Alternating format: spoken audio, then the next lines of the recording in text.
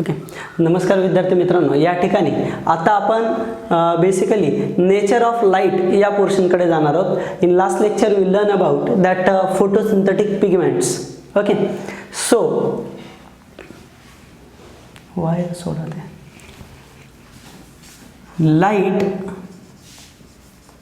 light has dual nature.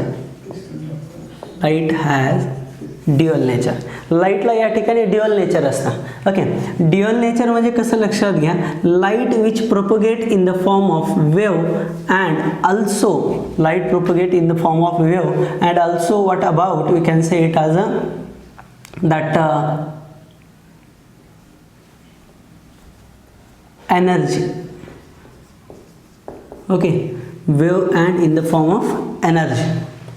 ठीक आहे, it means that light dual nature या शब्दाचा अर्थ होतो त्याच्यामध्ये बेसिकली दोन प्रकारचे नेचर असतात. वेव नेचर पण शो करतं आणि एनर्जी नेचर पण शो करतं.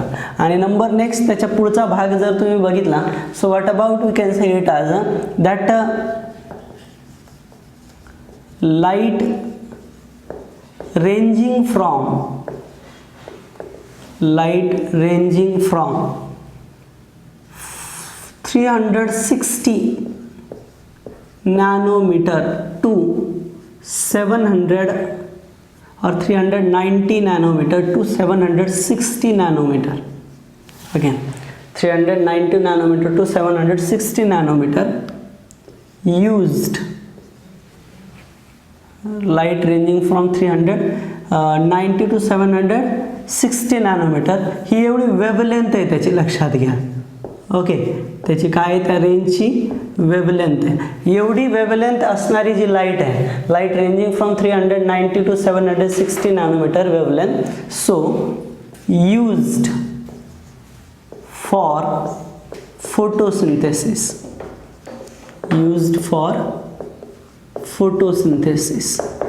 फोटोसिंथेसिससाठी यूजफुल आहे ते. सो कॉल्ड ॲज, म्हणून त्या लाईटला काय म्हणलं जातं बघा, so called as parts, PARTS, parts means photosynthetically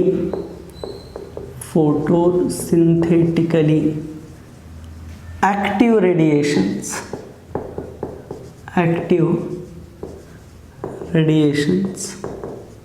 photosynthetically active radiations. Okay, या पद्धतीनं म्हणजे basically light has dual nature, that is wave nature and energy nature. So light ranging from 390 nanometer to 760 nanometer which is useful for photosynthesis. So it is called as, so this wavelength said to be the parts, photosynthetically active radiations. Okay, या पद्धतीनं. Number next thing is that light colors. Just here, what about the light colors? Light colors different as per wavelength नुसार या ठिकाणी लाईटचे colour change होत जातात. लक्षात घ्या, वेवलेंथ म्हणजे त्याची लांबी, त्या प्रकाश किरणांची लांबी, त्याच्यानुसार त्याला कलर वेगवेगळा असतो. जसं की आपण या ठिकाणी पाहतोय, एक सिंपल एक्झाम्पल आहे. लक्षात घ्या की समजा एक व्हेकल आहे, आपण रोडवरती उभे आहेत, एक व्हेकल आहे, एकदम वेगामध्ये जर आपल्या दिशेनं जर येत असेल तर तिच्या बेसिकली जो कलर आहे त्या व्हेकलच्या दिशेनं तो थोडासा स्लाइटली ब्लूइश कलर आपल्याला दिसतो. म्हणजे बेसिकली जशी जशी वेवलेंथ कमी होत जाईल तसा कलर, ब्लूइश कलर या ठिकाणी वाढत जातो. आणि जसे एखादी गोष्ट आहे किंवा एखादी व्हेकल, तीच व्हेकल आहे, आपल्यापासून दूर जात असेल तर दूर जात असताना मात्र तिच्यावरती रेडिश कलर थोडासा यायला लागतो, थोडासा लालसर रंग यायला लागतो. किंवा दुसरा उदाहरण म्हणजे सूर्य, ज्यावेळेस तो मावळतीकडे झुकतो त्यावेळेस त्याला थोडासा लालसर कलर येतो. याचा अर्थ आहे जसंच या ठिकाणी डिफरन्स वाढत जाईल, वेवलेंथ वाढत जाईल, तसा कलर या ठिकाणी चेंज होतो. म्हणजे जास्त वेवलेंथ असेल तर रेड कलर लांब जात असताना म्हणजे, आणि कमी वेवलेंथ असेल तर ब्ल्यू कलर. ओके, तर या पद्धतीने that light colours different as per the wavelength नुसार त्याचे कलर आहेत. दॅट इज शॉर्ट वेवलेंथ असेल, शॉर्ट लेंथ असेल तर समजा तो ब्ल्यू कलर आहे, आणि लॉंग लेंथ असेल, लेंथ जास्त असेल त्या प्रकाश किरणांची तर तो समजा रेड कलर आहे. ओके, या पद्धती. मग बाकी इंटरमिडिएट वगैरे याच्यामध्ये झाले लक्षात घ्या. ओके, म्हणजे त्यामध्ये आपण लिहित असताना हिंट लिहितो VIP. ओके, या पद्धतीने म्हणजे व्हायोलेट असेल, इंडिगो असेल, ब्ल्यू असेल. ओके, किंवा याच्यामध्ये अजून जर बघितला असं लिहितो आपण लिहित असताना, म्हणजे बेसिकली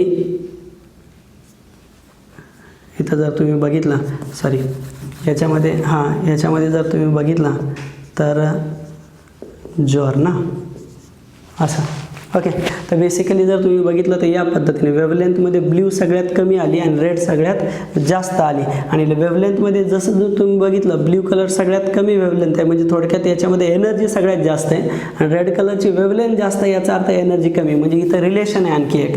काय रिलेशन आहे लक्षात घ्या, energy is inversely proportional, energy is inversely proportional to, inversely proportional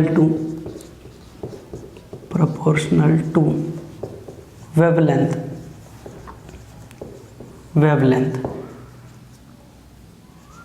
okay, वेवलेंथच्या इन्व्हर्सली प्रोपोर्शनल असेल एनर्जी. म्हणजे थोडक्यात जर असं सांगायला झालं तर ब्ल्यू कलरमध्ये मोर एनर्जी, कारण वेवलेंथ शॉर्ट आहे, आणि रेड कलरमध्ये लेस एनर्जी, कारण वेवलेंथ लॉंग आहे. ओके, या पद्धतीने. तर अशा पद्धतीचा हा एकंदरीत पार्ट आहे. What about we can say it as that nature of light. Then we R going to move toward. याच्यानंतर आपण या ठिकाणी या वेवलेंथमध्ये इथं जास्तीत जास्त महत्त्वाचा पोर्शन हाच आहे. पार्ट्स तुम्हाला डोक्यात घ्यायचे. ओके, या पद्धतीने. नेक्स्ट थिंग इज दॅट या नेचर ऑफ लाईटमध्ये आणखी एक इम्पॉर्टंट पॉईंट म्हणजे बेसिकली जर तुम्ही बघितला तर या ठिकाणी जे बेसिक कलर जास्त युजफुल आहेत, तर ते बेसिक युजफुल कलर कुठले बघा. तर याच्यामध्ये बेसिकली जर तुम्ही बघितला तर सगळ्यात जास्त युजफुल, मोर युजफुल कलर्स और light rays are as below. Basically जास्त कलर जे युजफुल कलर आहेत ते कुठले आहेत बघा. सगळ्यात महत्त्वाचा, सगळ्यात जास्त कलर युजफुल होतो तो असतो रेड, त्याच्यानंतर असतो ब्ल्यू कलर. ओके, रेड सगळ्यात जास्त ॲब्झॉर्ब केला जातो, ब्ल्यू त्याच्यानंतर ॲब्झॉर्ब केला जातो. ओके, त्याच्यानंतर बेसिकली जर तुम्ही बघितला तर मग याच्यामध्ये ऑरेंज येलो असेल, आणि सगळ्यात कमी कुठला कलर ॲब्झॉर्ब केला जातो तर तो असतो ग्रीन कलर. तर तुम्ही असं लिहू शकता याला या पद्धतीने, म्हणजे तुम्हाला असं दाखवता येईल. ओके, म्हणजे हे जे इंडिकेशन आहे तर याचा जो माउथ पार्ट आहे इकडचा असं या पद्धतीनं broad part which is toward the large value. Okay, and this one is toward we can say it as a small value. So red colour is more useful than that of the blue colour is more useful than that of the orange colour is more useful than that of the yellow, and yellow colour is more useful than that of the green. Means याचा अर्थ असा होतो, so green colour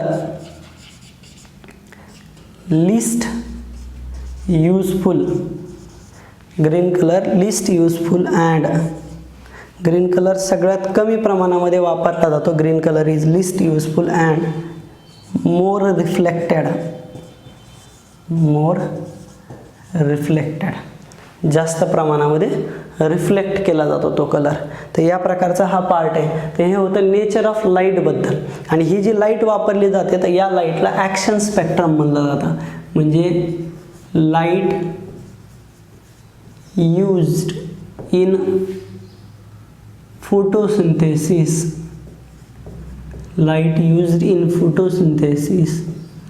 at specific spectrum and this is somewhat called as, या स्पेक्ट्रमला आपण action spectrum म्हणतो किंवा absorption spectrum म्हणतो. This is a absorption spectrum, absorption spectrum और ॲक्शन स्पेक्ट्रम, त्याला ॲक्शन स्पेक्ट्रम म्हणलं जातं. ओके, या पद्धतीने बेसिकली हा एकंदरीत पार्ट आहे. What about the nature of light. So next part is regarding to, we can say it as that photosynthetic pigments which are further classified into two groups. We call them as a photosystem. पुढचा जो भाग आहे तर तो फोटोसिस्टम्सशी related आहे. Okay, which is concerned with the photosystems. First of all, just see once again what about the nature of light. Light is very essential for photosynthesis. Because of light, actually that energy ATP and NADPS2 molecule is synthesized, and so that's why light is very important. Actually light has a dual nature, that is wave nature and energy nature. Means is in the medium, that a light which propagate in the form of wave and which having the specific amount of energy. So light ranging from 390 nanometer to 760 nanometer, that is wavelength, so which is useful for photosynthesis, which is somewhat called as parts. त्याला parts म्हणलं जातं. Photosynthetically active radiations म्हणतो आपण. लक्षात घ्या, हा question विचारला गेला, पुन्हा डोक्यात ठेवा. So light colours different as per the change in wavelength. Okay, wavelength change झाली तर लाईटचा कलर चेंज होतो. जसं कमी वेवलेंथ असेल, near about till the 300 or 390 till the 400, that is blue color, and if the wavelength is more than 600, okay, more than 600, so about 700, so that is nothing but the reddish color. Okay, तर या पद्धतीने. So if the energy is inversely or somewhat the energy is inversely proportional to the wavelength, energy या ठिकाणी inverse proportion असेल वेवलेंथच्या, म्हणजे जर जास्त wavelength असेल तर एनर्जी कमी, वेवलेंथ जास्त एनर्जी कमी, आणि जर कमी वेवलेंथ असेल तर एनर्जी जास्त. या पद्धतीने याचं रिलेशन असेल. So keep in mind that all the things. So here we just take more useful colors or light rays are as below. So याच्यामध्ये जे कलरचे कॉम्बिनेशन दिले तर त्याच्यावरून तुम्ही डोक्यात घेऊ शकता कोणते कलर जास्त इम्पॉर्टंट आहेत, युजफुल आहेत. So red colour, blue colour, orange colour, that yellow colour, green colour. तर सगळ्यात जास्त युजफुल रेड आहे, नंतर ब्ल्यू आहे, नंतर ऑरेंज, नंतर येलो, आणि सगळ्यात कमी जो असेल तर तो असेल ग्रीन कलर. सगळ्यात कमी यूज होतो. So green colour list useful and more reflected from trees, झाडांमधून. so they appear as a green. so appear as a green. जो रिफ्लेक्ट केला जातो तो कलर त्या पर्टिक्युलर थिंग्सला, तो पर्टिक्युलर पार्टला असेल, त्याच्यामुळं ग्रीन कलरची ट्रीज दिसण्याचं रिझन फक्त तो कलर जास्त रिफ्लेक्ट होतो म्हणून. नंबर नेक्स्ट, जी लाईट युजफुल असते फोटोसिंथेसिसला तर ती एका स्पेसिफिक स्पेक्ट्रामध्ये असते, स्पेसिफिक कलरमध्ये असते. This is somewhat called as absorption spectrum. Absorption स्पेक्ट्रमचे जे पीक व्हॅल्यू असतात लक्षात घ्या, तर या ठिकाणी याच्या पीक व्हॅल्यू आपल्याला, पीक व्हॅल्यू जर तुम्ही काढल्या, पीक व्हॅल्यू म्हणजे मेजर, जास्त प्रमाणामध्ये युजफुल, म्हणजे ग्राफ जर काढला तुम्ही, समजा हे असा जर ग्राफ काढला, तर ग्राफ काढल्याच्या नंतर जास्त युजफुल हा जो पॉईंट आहे, this is called as somewhat the peak point. Peak value त्याची maximum amount of energy absorb केली. समजा इथं ॲब्झॉर्प्शन लिहिलं तुम्ही आणि इथं लाईट लिहिली तुम्ही, तर त्यावेळेला जर तुम्ही बघितलं तर इथून या ठिकाणी सगळ्यात जास्त ॲब्झॉर्प्शन इथं होणार आहे, आणि ही वेवलेंथ जी असणार आहे, समजा तर आपण कन्सिडर करू ती रेडची किंवा ब्ल्यूची असेल, तर हे इथं या पॉईंटला जर तुम्ही गेलं तर मॅक्झिमम ॲब्झॉर्प्शन होतं, आणि त्या पॉईंटला या ठिकाणी ॲब्झॉर्प्शन स्पेक्ट्रम किंवा पीक व्हॅल्यू म्हणतो. तर पीक व्हॅल्यू आपल्याला दोन ठिकाणी मिळतात. एक तर इनिशियली मिळतात, ज्यावेळेस वाटलंच तुम्ही अगोदर तो ग्राफच दाखवतो पूर्ण तुम्हाला बघा. सो इथं जर तुम्ही बघितलं तर वेवलेंथ जर आपण काढायला गेलो, इथं या ठिकाणी ॲब्झॉर्प्शन आपण दाखवूयात, ॲब्झॉर्प्शन, आणि या ठिकाणी आपण वेवलेंथ दाखवूयात. म्हणजे वेवलेंथवरून कलर डोक्यात येईल तुमच्या. वेवलेंथ इथं बेसिकली 300, 350, 400, 450, 500, 550, 600, 650, 700 एक्सेट्रा. ओके, या पद्धतीनं असं जर कन्सिडर केलं तर तुम्हाला इथं दोन पीक मिळतील. एक पीक तुम्हाला ब्ल्यूइश कलरच्या रिजनला, म्हणजे हे रिजन ब्ल्यूइश कलरचे. ओके, हे रिजन ब्ल्यूइश कलरचे. तर पहिला पीक तुम्हाला इथं मिळेल असा, हा पीक तुम्हाला इथं मिळेल या दोघांच्या रिजनला. ओके, असा इथं, म्हणजे जेव्हा वेवलेंथ ही नियर अबाउट 400च्या जवळपास आहे, तर इथं ब्ल्यू कलर त्याचं एक पीक मिळेल. आणि त्याच्यानंतर पुढे गेल्याच्या नंतर ही वेवलेंथ कलर चेंज होत जाईल. आता माझ्याकडे तेवढे जास्त कलर नाही आहेत, पण समजून घ्या. हाच पॉईंट तुम्हाला इथं गेल्याच्या नंतर इथं एक असं मिळेल पीक, जो 650च्या जवळपास गेल्याच्या नंतर आपल्याला मिळतोय. तर सेकंड पीक आपला इथं मिळेल, तर हा रेड कलरचा असेल ॲप्रॉक्सिमेटली. ओके, तर म्हणजे बेसिकली जर तुम्ही बघितलं तर ही वेवलेंथ ही बाकीची एवढी युजफुल नाही आहे. ओके, म्हणजे हे ॲब्झॉर्प्शन खूप कमी आहे इथं, खालच्या लेवलला म्हणजे कमी आहे, आणि वर ॲब्झॉर्प्शन जास्त आहे, म्हणजे इथं ॲब्झॉर्प्शन खूप जास्त आहे, हे ॲब्झॉर्प्शन जास्त आहे, म्हणजे रेड कलरचं जास्त आहे ब्ल्यूपेक्षा सुद्धा. असं त्याचं ग्राफिकल रिप्रेझेंटेशन आपल्याला थोडक्यात सांगता येईल. म्हणजे थोडक्यात या ठिकाणी दोनच गोष्टी सांगायच्या, ब्ल्यू आणि रेड कलर हे जास्त ॲब्झॉर्ब होतात, म्हणजे जास्त यूज होतात at the time of photosynthesis. तर हा पॉईंट या ठिकाणी तुम्हाला अगोदर डोक्यात घ्यायचा आहे. आता याच्यानंतर आपण बघूयात फोटोसिस्टम्सबद्दल. Okay, so at first just see that all the things.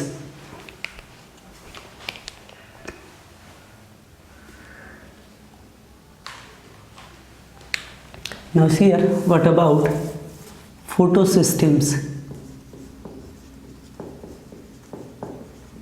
Photosystems. Okay. In case of photosystems, actually, that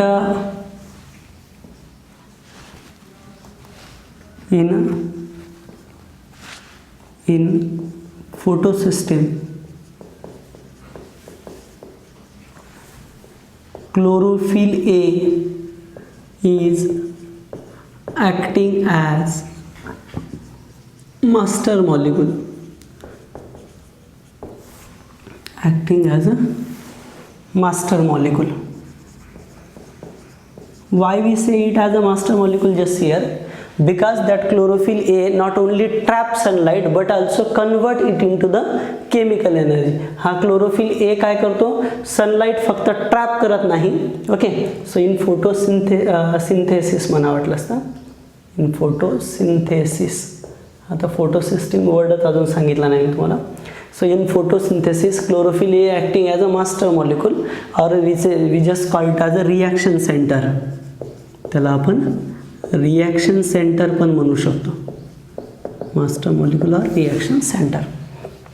so next thing is that chlorophyll A, so which trap the wavelength more than 600 or 650 पेक्षा जास्तीचे wavelength या ठिकाणी chlorophyll A trap करेल. So reddish कलरची basically असेल. तर त्याच्यावरून इथं काय म्हणता येईल लक्षात घ्या. जनरली फोटोसिस्टम याच्या कन्सेप्ट सांगत असताना या तुम्हाला क्लोरोफिलच्या अगोदर फॉर्म कळायला पाहिजेत, लक्षात घ्या. तर chlorophyll A further classified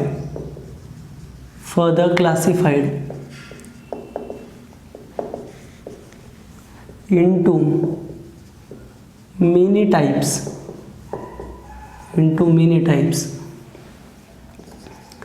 as per wavelength. Chlorophyll A further classified into many types as per wavelength. That is, कुठले बघा, तर या ठिकाणी क्लोरोफिल ए इथं 670 आहे समजा. आता हे एवढं मोठं लिहिण्याच्या ऐवजी आपण काय लिहिणार, याला शॉर्टमध्ये लिहिणार. तो असं लिहिलं जाईल P700, असं 670. ओके, या पद्धतीनं. म्हणजे बेसिकली क्लोरोफिल ए 670 लिहिण्याच्या ऐवजी P670 means P for the pigment, and pigment is nothing but the chlorophyll A. Chlorophyll A 670 एवढी वेवलेंथ असलेला chlorophyll A. त्याच्यानंतर P 673, P 680, नंतर P 683, then P 700, P 700 etcetera इत्यादी.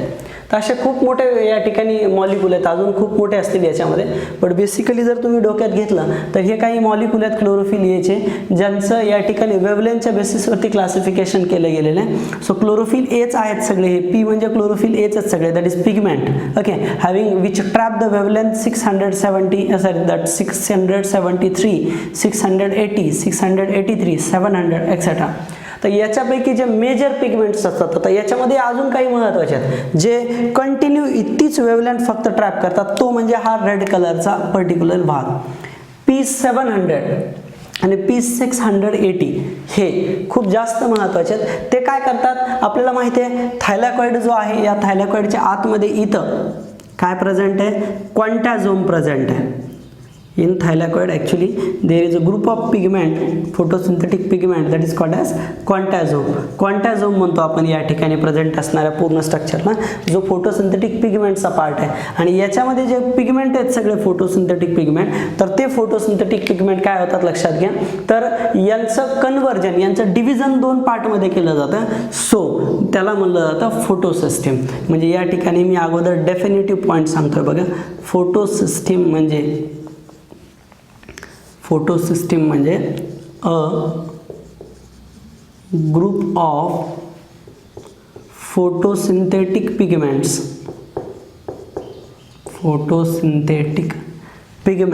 a group of photosynthetic pigment which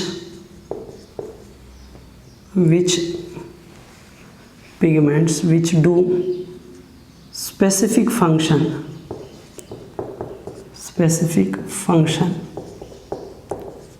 okay, एक specific function carried out करतात ते, तर त्याला या ठिकाणी फोटोसिस्टीम म्हणायचं. म्हणजे हे एक प्रकारचं क्वांटाझोमचाच पार्ट आहे. फोटोसिस्टीम म्हणजे क्वांटाझोमचा सब पार्ट आहे. फक्त याच्यामध्ये काय आहे, क्वांटाझोम म्हणजे सगळे पिगमेंट लक्षात घ्या, आणि फोटोसिस्टीम म्हणजे असे पिगमेंट जे एकत्रित आल्यावर एक स्पेसिफिक फंक्शन कॅरीड आउट करतात, त्याला आपण फोटोसिस्टीम म्हणतो. तर याच्यात दोन प्रकारच्या फोटोसिस्टीम्स असतात. मी इथं खाली दाखवतोय बघा, फोटोसिस्टीम्स. इथं फोटोसिस्टीमचे दोन प्रकार आहेत. एक आहे PS म्हणजे फोटोसिस्टीम, P आणि याच्यातलं S घेतला. ओके, PS1 म्हणा, फोटोसिस्टीम 1, आणि दुसरी आहे PS2, फोटोसिस्टीम 2. तर अशा दोन फोटोसिस्टीम या ठिकाणी बघायला मिळतात आपल्याला. पहिली फोटोसिस्टीम बेसिकली PS1 नावाने टाकली आणि दुसरी PS2 नावाने टाकली. तर अशा पद्धतीच्या या ठिकाणी दोन फोटोसिस्टीम्स आहेत.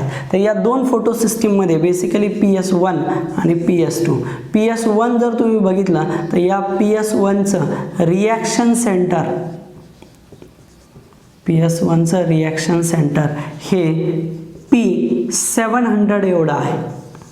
ओके, रिॲक्शन सेंटर काय आहे, 700. आता रिॲक्शन सेंटर म्हणजे काय पुन्हा एकदा कळतंय का बघा. रिॲक्शन सेंटर म्हणजे बेसिकली जर तुम्ही बघितलं, समजा हा एक मेन मॉलिक्यूल आहे ज्याचं नाव आहे क्लोरोफिल ए. ओके, जो काय करणार आहे, फोटोसिंथेसिस प्रोसेस कॅरीड आउट करणार, हा क्लोरोफिल ए. आणि याच्या साईडला इथं असे पिगमेंट आहेत, अजून काही पिगमेंट आहेत लक्षात घ्या. ओके, अजून काय असे पिगमेंट आहेत. तर हे असे पिगमेंट आहेत वरती. तर हे क्लोरोफिल ए आणि हे भरपूर वरचे काही पिगमेंट, यांना आपण ॲक्सेसरी पिगमेंट म्हणतो. ओके, ॲक्सेसरी पिगमेंट म्हणतो आपण. आणि जेव्हा हे ॲक्सेसरी पिगमेंट वरून लाईट ट्रॅप करतात, लक्षात घ्या, पर्टिक्युलर वेवलेंथची लाईट काय करतात, हे ट्रॅप करतात. हा रिॲक्शन सेंटर तर करतोच, पण हे वरचे सुद्धा काय करतात, स्पेसिफिक वेवलेंथची लाईट ट्रॅप करतात समजा अशी. ओके, आणि ट्रॅप केलेली लाईट एकाकडून दुसऱ्याकडे, दुसऱ्याकडून तिसऱ्याकडे असे देत राहतात कंटिन्यू, कारण त्यांना कन्वर्ट करता येत नाही लक्षात घ्या. त्याच्यामुळे त्यांना म्हणलं ॲक्सेसरी पिगमेंट्स म्हणलं. ते फक्त लाईट ट्रॅप करणार आणि पुढच्याकडे ट्रान्सफर करणार अशी लाईट. ओके, आणि ट्रॅप केलेली लाईट अशी पुढे देत याच्याकडे देणार. तर या क्लोरोफिल एला आपण काय म्हणतोय, रिॲक्शन सेंटर म्हणतोय, कारण तो एकमेव मॉलिक्यूल आहे जो मॉलिक्यूलवरच्या सगळ्यांची लाईट घेतो आणि स्वतः तिचं कन्वर्जन घडून आणण्यासाठी महत्त्वाचं आहे. म्हणून chlorophyll A which acts as a reaction centre. म्हणजे असे 2 टीम तयार झाले. ही एक पूर्ण टीम, याला म्हणलं फोटोसिस्टीम. ओके, याला नाव दिलं फोटोसिस्टीम. फोटोसिस्टीम म्हणजे कळतंय का बघा, फोटोसिस्टीम म्हणजे या ठिकाणी एक रिॲक्शन सेंटर आणि ॲक्सेसरी पिगमेंट. किती accessory pigments, about 200 to 250. Okay, 200 ते 250 फोटोसिंथेटिक पिगमेंट्स आणि एक रिॲक्शन सेंटर यांचं एक ग्रुप तयार झाला, त्याला म्हणायचं फोटो सिस्टीम. आता या फोटो सिस्टीममध्ये बेसिकली ॲक्सेसरी पिगमेंट्स कोण कोण असतात, तर ॲक्सेसरी पिगमेंट्स तर तुम्हाला माहिती आहेत. क्लोरोफिल बी असेल, ओके, क्लोरोफिल बी असेल, कॅरोटिनॉइड्स असतील, झॅन्थोफिल असेल, त्याच्यामध्ये कॅरोटीन असेल. ओके, तर ह्या अशा असतात व्यवस्थित सगळ्या. ओके, या पद्धतीनं हे किती असतात, तर हे कॅरोटिनॉइड्स किंवा झॅन्थोफिल जर बघितले तर हे असतात जवळजवळ 50, कमी जास्त प्रमाणामध्ये. ओके, 50 असतात. आणि क्लोरोफिल बी हे जवळजवळ 200 असतात. ओके, म्हणजे अप्रॉक्सिमेटली जर तुम्ही विचार घेतला इथं, तर हे अप्रॉक्सिमेटली जर विचार घेतला आहे तर 200 आणि हे 50, जवळजवळ 250 सगळे पिगमेंट प्रेझेंट आहेत. ओके, तर आता याच्यामध्ये जर तुम्ही बघितलं तर क्लोरोफिल बी ॲक्सेसरी आहे, हे सुद्धा ॲक्सेसरी आहेत. आता याच्यात कॅरोटिनॉइड आणि झॅन्थोफिलच्या अमाऊंटवरून या ठिकाणी पुन्हा कमी जास्त प्रमाण आहे. जर या ठिकाणी फोटोसिस्टीम 1 असेल तर त्याच्यामध्ये कॅरोटिनॉइड्स म्हणजे कॅरोटीन कमी आणि झॅन्थोफिल जास्त असतील. म्हणजे झॅन्थोफिल जर 30 असतील तर कॅरोटीन किती झाले, समजा 20 झाले. ओके, आणि जर समजा तीच फोटोसिस्टीम सेकंड असेल तर फोटोसिस्टीम सेकंड असेल तर त्याच्यामध्ये कॅरोटीन जास्त असतात आणि झॅन्थोफिल कमी असतात. हे असं का, तुम्हाला थोड्या वेळानंतर कळून जाईल ज्यावेळेस आपण पुढची प्रोसेस बघूयात. ओके, म्हणजे फोटोसिस्टीम 1 आणि 2 हे जर तुम्हाला डिफरन्स बघायचा झाला, त्याला मी लिहिणार PS1 आणि इथं मी लिहितोय PS2. जर डिफरन्स बघायचा झाला दोघांमध्ये तर डिफरन्स असा येईल बघा. पहिला डिफरन्स, फोटोसिस्टीम 1 याच्यामध्ये जे रिॲक्शन सेंटर आहे, लक्षात घ्या, रिॲक्शन सेंटर आहे, हे रिॲक्शन सेंटर P700 हे आहे. PS1 मध्ये रिॲक्शन सेंटर P700 आहे. म्हणजे हा जो मॉलिक्यूल आहे, हा क्लोरोफिल ए, जो सगळ्याची लाईट घेऊन कन्वर्ट करण्याचं काम करतोय, तो P700 आहे. आणि PS सेकंड जो काही प्रकार आहे, PS सेकंड याच्यामध्ये जे रिॲक्शन सेंटर आहे, तर ते रिॲक्शन सेंटर हे P680 आहे, जे मी तुम्हाला या ठिकाणी सांगितलं होतं की हे 2 जास्त महत्त्वाचे. P700 एक टीम तयार करतो. समजा अशा 2 टीम तयार केल्या जातात त्या क्वांटॅझमच्या आतमध्ये. सगळ्यांना पुन्हा एकदा कळतं का बघा, क्वांटॅझम म्हणजे काय, थायलॅकॉइड आहे. क्लोरोप्लास्टच्या आतमध्ये ग्राना आहेत, ग्रानाचे एक जे काही ग्रानम आहेत बेसिकली, तर एका पूर्ण ग्रानममध्ये स्टॅक ऑफ थायलॅकॉइड असतं, कॉइन लाईक स्ट्रक्चर असतं. तर प्रत्येक एकाला आपण थायलॅकॉइड म्हणतो. आणि या थायलॅकॉइडच्या आतमध्ये असा एक ग्रुप असतो सर्व ऑर्गॅनिक कंपाऊंडचा, फोटोसिंथेटिक पिगमेंटचा. तर त्या फोटोसिंथेटिक पिगमेंटच्या ग्रुपला प्रत्येकावर प्रेझेंट येतो. तर त्या फोटोसिंथेटिक पिगमेंटच्या ग्रुपला आपण क्वांटॅझोम म्हणतो. आणि या क्वांटॅझोममध्ये 2 टीम डिवाइड झाल्यात, लक्षात घ्या. टीम ए किंवा team first and team second. Team 1 मध्ये जो कोच आहे, जो कप्तान आहे त्याचा, तो आहे P700. आणि PS सेकंड मध्ये जो कप्तान आहे त्याचं नाव आहे P680. ओके, तर असे 2 या ठिकाणी आहेत. याचं जे रिॲक्शन सेंटर आहे, मग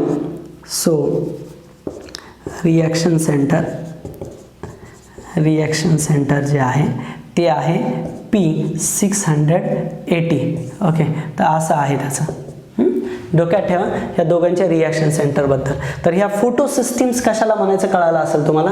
फोटोसिस्टीम म्हणजे काय की फोटोसिंथेटिक पिगमेंटचे ग्रुप जे स्पेसिफिक फंक्शन कॅरीड आउट करतात. तर आता या टीम कशा झाल्या हे सांगितलं, पण त्यांचे फंक्शन्स काय हे मात्र मी बोललेलो नाही अजून एक गोष्ट याच्यामध्ये PS फर्स्ट PS सेकंडमध्ये जर बघायला झालं तर PS फर्स्टमध्ये कॅरोटीन लेस असतात आणि झॅन्थोफिल मोर असतात.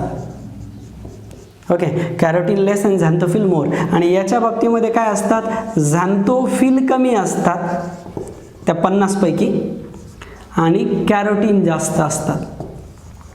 ओके, या पद्धतीनं असेल दोघांमध्ये पॉईंट. अजून जर डिटेलमध्ये जर बघायचं झालं तर मी तुम्हाला इथं पुन्हा एकदा ते स्ट्रक्चर दाखवतोय. समजा हा पूर्ण क्लोरोप्लास्ट आहे. ओके, डबल मेम्ब्रेनस असेल, एवढं डिटेलमध्ये नाही आहे, रफली डायग्राम बघून घ्या. सो या पद्धतीनं, आणि याच्यामध्ये अशा पद्धतीनं थायलॅकॉइड असतील.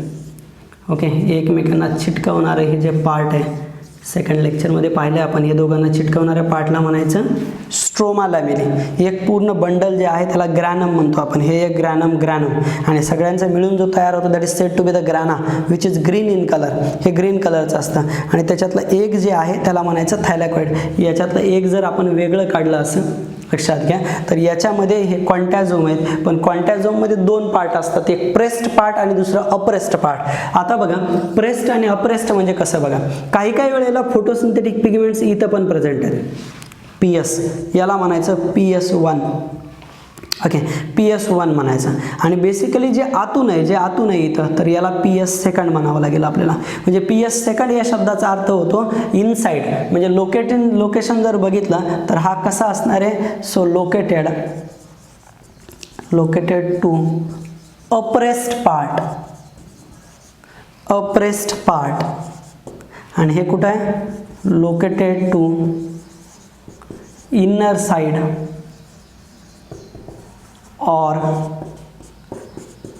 pressed part of thylakoid. थायलॅकॉइडच्या प्रेस्ड पार्टला प्रेझेंट असतात. ओके, या पद्धतीने म्हणजे इथं इनडायरेक्टली PS1 जो असं चिटकलेला नाही, पण जिथं चिटकलेलं त्या ठिकाणी कोण आहे, मग PS सेकंड लोकेटेड आहे. तर असा या ठिकाणी या दोघांमधला डिफरन्स आहे, PS1 आणि PS2. Just keep in mind that all the things. अजून एक महत्त्वाची गोष्ट, हा PS1 आता इथं ATP तयार करण्याची जी प्रक्रिया आहे लक्षात घ्या. तर ATP तयार करण्याच्या प्रक्रियेमध्ये बेसिकली जर तुम्ही बघितलं, ATP तयार करणं तुम्हाला पुढे शिकायचंच आहे ते.